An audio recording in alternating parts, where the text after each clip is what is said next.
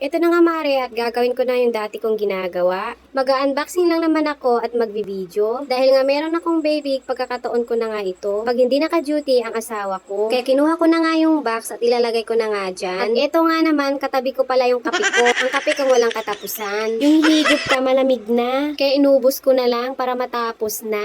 Nang wala nang lalamig. Pakitingnan, baka siya malamig na rin. At ito pa, kailangan pa talagang ipakita sa camera. Eh syempre, para naman maniwala kayo. Dahil baka akala nyo, puro lang tayo budol dito. Dahil ubos na nga ang kailangan kong bumili. Kaya bumili na ako ng isang bundle. At nagpalit nga pala ako ng brand.